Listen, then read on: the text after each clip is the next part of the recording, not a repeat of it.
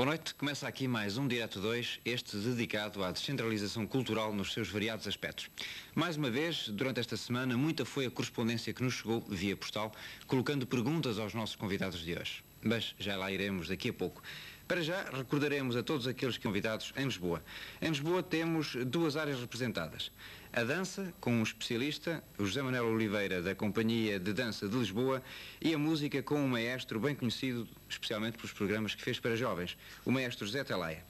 Claro que temos também aquele que pode ser considerado o responsável número 1 pela descentralização cultural em Portugal, o Ministro da Cultura, o Dr. Coimbra Martins. Doutor, é para si, naturalmente, como responsável máximo por aquilo que pode ser a descentralização cultural, que lhe faço a pergunta. Portugal tem uma descentralização cultural real e efetiva, e o que é que se pode fazer para a aumentar, no caso a sua resposta ser negativa? O empenho na descentralização cultural manifestou-se sobretudo após o 25 de Abril. Mas talvez fosse bom afinarmos o nosso conceito de descentralização cultural.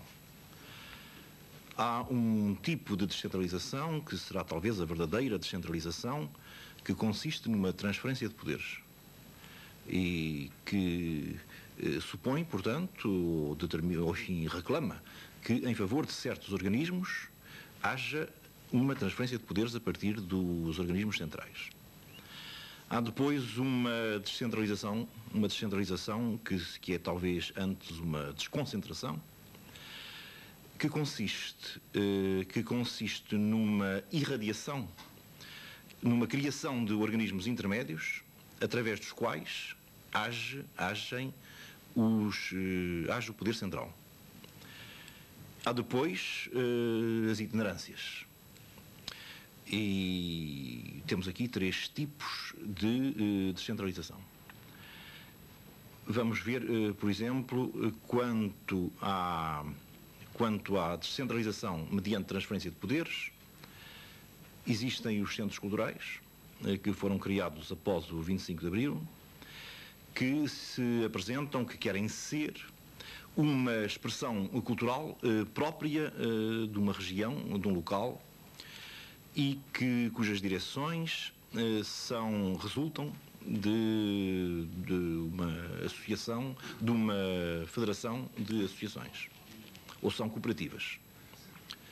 Um tipo de descentralização que chamamos a desconcentração mais que a descentralização, é aquela que se realiza mediante as delegações regionais. O Ministério tem as suas delegações regionais, no Norte, no Centro, no Sul. Essas delegações são organismos intermediários, estruturas intermediárias, mediante a qual o Poder Central exerce a sua ação. Mediante uma informação local muito mais completa, evidentemente, conhecendo o meio, conhecendo melhor os agentes culturais, mais aptas, portanto, supomos nós, e por isso elas foram criadas, mais aptas para exercer essa ação diretamente que o Poder Central. São as delegações regionais.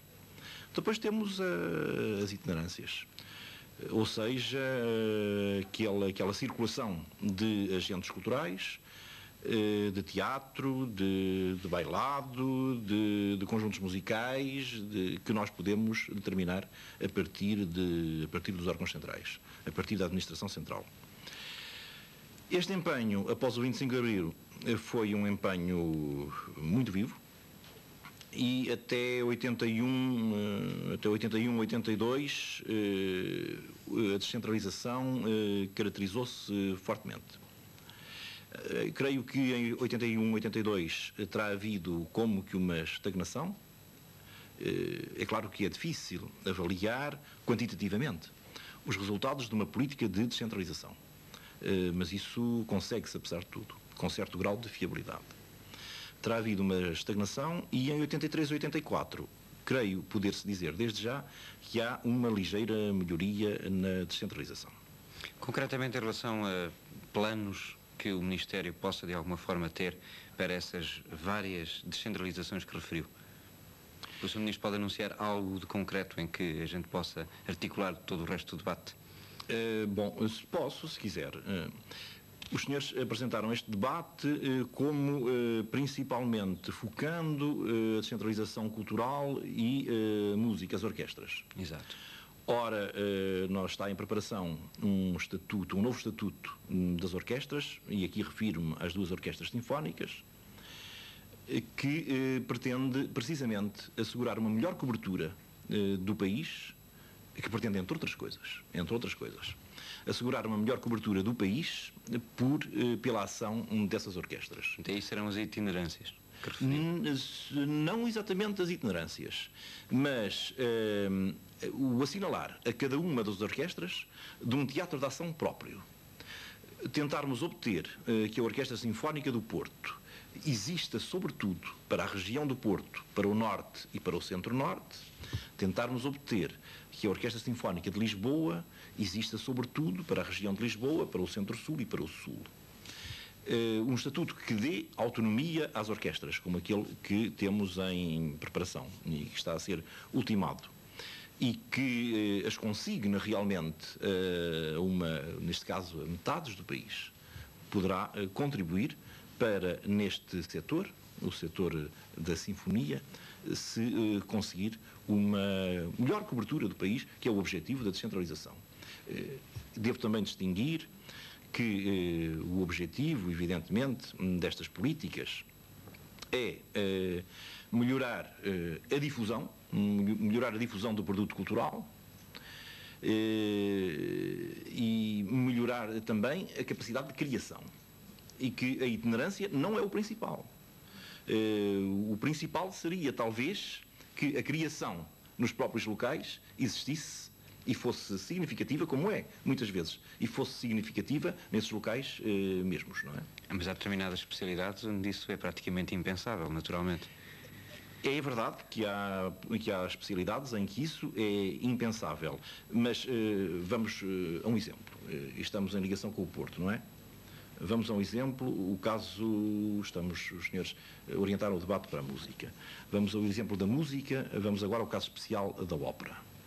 Nós temos em Portugal um teatro de ópera permanente, é o São Carlos, e é evidentemente impensável passear o São Carlos de norte a sul de Lisboa, digamos, de Sagres a São Gregório, passando pelo Cabo Especial, digamos, não é? Isto é impensável. Passando pelo Cabo Especial, foi um exemplo que me veio à imaginação, mas que não é gratuito, porque o ano passado tivemos a Companhia Nacional de Bailado no Cabo Especial, onde deu um espetáculo muito interessante. Mas é, de facto, impensável que o Teatro de Ópera vai passear do norte a sul do país ou do sul a norte. O ano passado conseguimos, por exemplo, não era inédito, que o São Carlos desse algumas óperas no Porto, que fosse a Coimbra. Bom, isto é alguma coisa, mas é muito pouco, evidentemente. É muito pouco, isto não é a cobertura ou prática, como os senhores dizem, não é a cobertura ou prática do país. Mais significativo é nós tentarmos, como foi dito no Porto e com razão, mais significativo é nós tentarmos que o Porto tenha a sua ópera. E assim nós estamos a apoiar no Ministério o Círculo Portuense de Ópera. Isto é uma modalidade melhor de se assegurar realmente uma cobertura maior do país. A cobertura total, meu amigo, bem, é um ideal que se chegue, se o senhor se referir a certas especialidades, que muito dificilmente se chegará. Mas quero dizer, já que estamos aqui na televisão, que justamente aos senhores assiste essa possibilidade da total cobertura. Se falamos de difusão, é hoje a televisão que tem essa possibilidade de cobrir todo o país. E é a televisão o grande, digamos, de certa maneira, em certo sentido, o grande descentralizador. O alimento cultural da totalidade, ou enfim, de 6 milhões de portugueses. Muito obrigado, Sr. Ministro.